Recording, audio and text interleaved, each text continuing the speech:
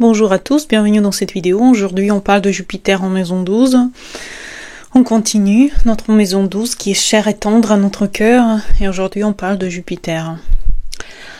Jupiter avec quelque chose d'assez important puisque il y a une forme de répercussion que ça peut donner à l'âge adulte, comme avec toutes les planètes en maison 12. Et ici on a quelque part la foi profonde, le secret qui peut aussi faire partie de votre expérience.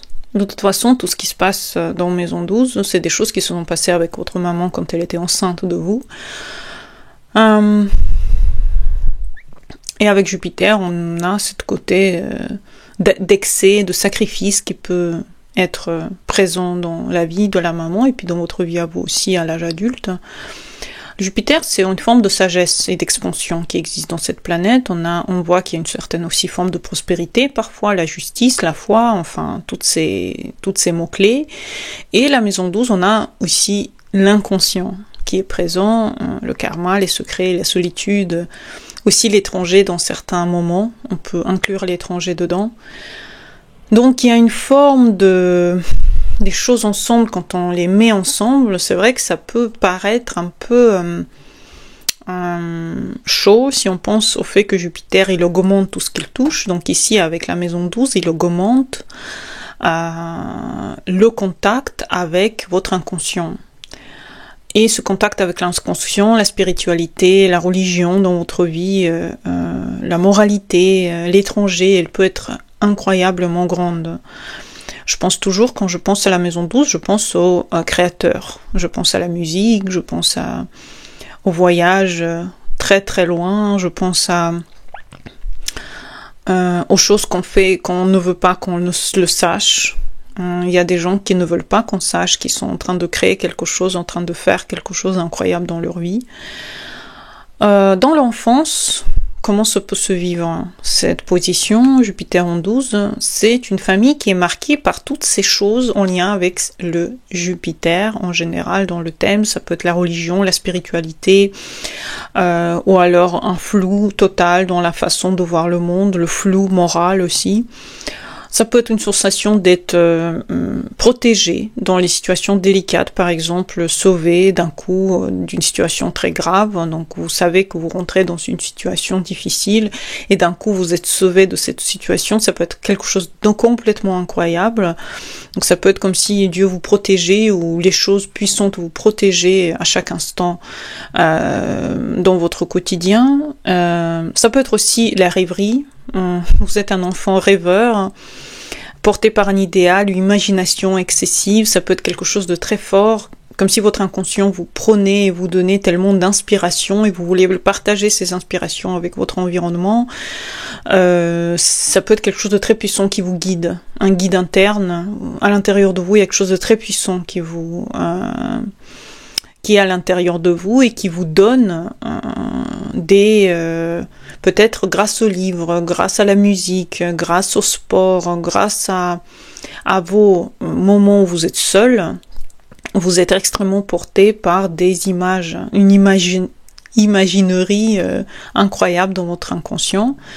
Ça peut être aussi parfois le sentiment d'être incompris, parce que vous avez besoin d'une certaine liberté, d'une certaine expansion de votre inconscient, et parfois on peut ne pas vous comprendre, parfois on peut vous ignorer par exemple, et c'est des choses importantes à comprendre, c'est que parfois ça peut donner effectivement des expériences difficiles ensuite dans votre vie.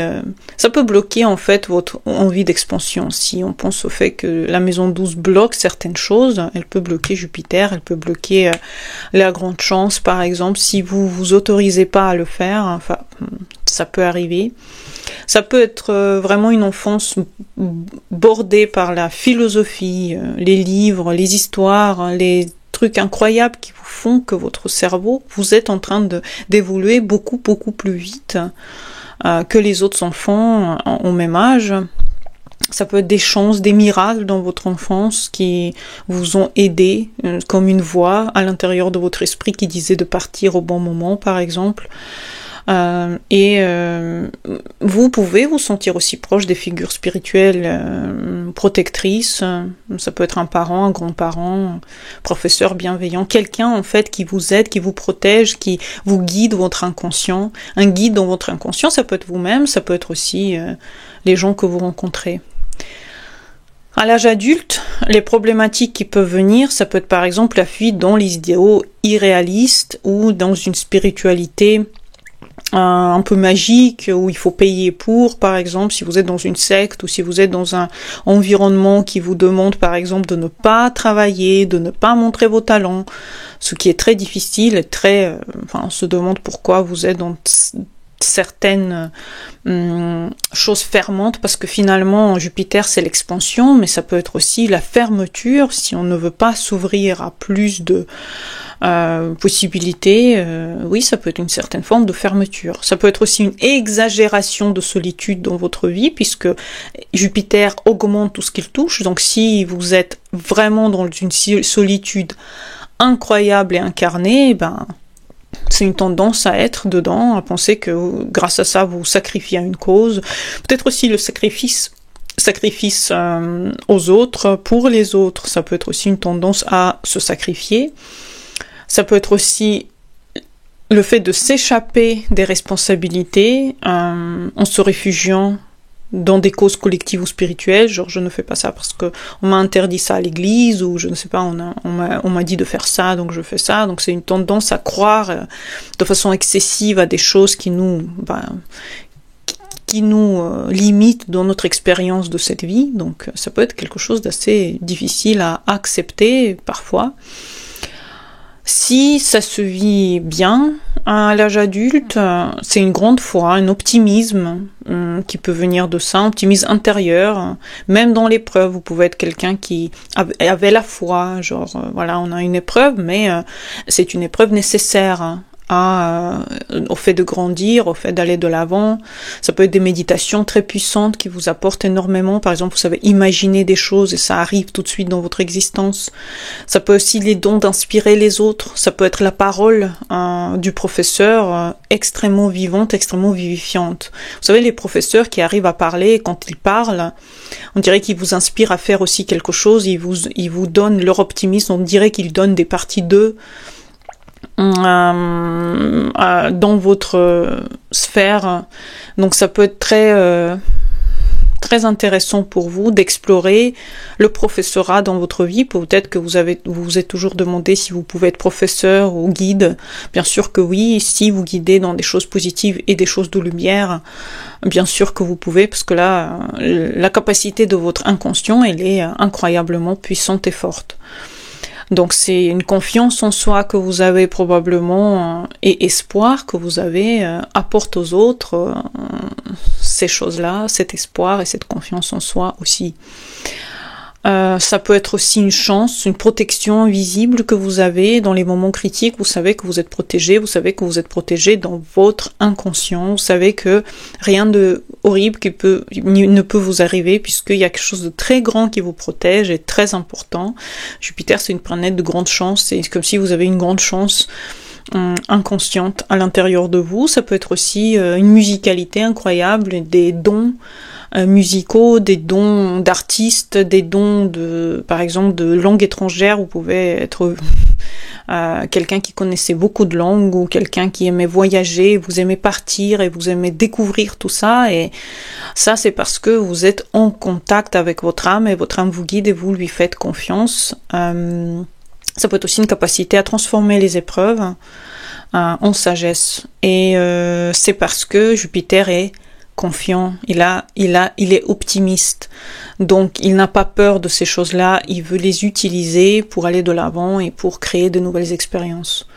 Par exemple, vous pouvez être quelqu'un qui avait une grande solitude interne, mais avec le temps vous transformez votre isolement en mission, par exemple, spirituelle ou philosophique pour les gens. Vous pouvez être quelqu'un qui a toujours échappé aux pires situations et qui maintenant se sent en mission de partager comment il a fait. Peut-être des signes de la vie qu'il a reçus. Peut-être qu'il a reçu de l'aide et il sait comment l'utiliser. Il sait comment utiliser les voies internes aussi. Parce que quelqu'un de très très important pourtant vous parle à l'intérieur de vous. Jupiter, c'est votre dieu interne qui vous parle et qui vous dit des choses pour vous protéger, pour vous guider. Enfin, c'est incroyable comme état d'esprit.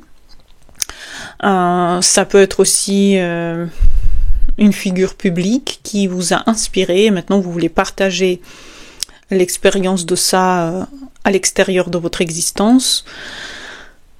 Et ça peut être aussi des parcours difficiles qui vous aident à devenir guide, professeur, quelqu'un qui inspire les autres, qui donne la confiance en soi, parce qu'il faut passer par des choses compliquées. C'est pour ça que Jupiter, il augmente l'inconscient, donc il augmente des situations compliquées pour donner ensuite la réponse de comment vivre ces situations compliquées dans votre quotidien et être inspiré aussi par ce quotidien ensuite.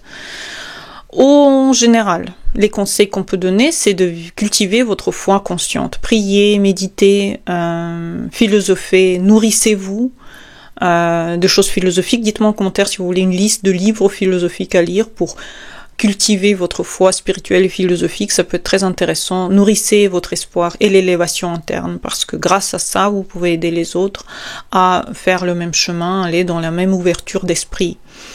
Mettez l'optimisme au service des autres, mettez l'optimisme dans ce que vous faites, accompagnez ceux qui souffrent, par exemple, ou transmettez l'espérance par votre parole, par votre belle voix, par la sagesse en vous, par la connaissance. On dirait que vous avez une certaine connaissance et vous pouvez la transmettre. Ça peut être aussi l'orgueil spirituel, il faut un petit peu le calmer, avoir plutôt la gratitude et l'humilité pour la chance, parce que la chance va venir vers vous si vous savez être humble, si vous savez que ce que vous recevez, c'est de l'extérieur quand même, ça passe à travers vous, vous êtes comme un miracle qui a été donné sur Terre pour, à travers soi, recevoir des informations et les partager avec les gens et savoir quelles informations sont bien et quelles informations ne le sont pas. Parce que pas toutes les informations qui passent sont nécessaires à partager ou sont importantes pour notre univers, mais vous savez quelles informations partager aux autres et c'est ça qui est aussi très, très important. Ça peut être aussi une forme de guidance, de bénévolat, d'accompagnement que vous avez.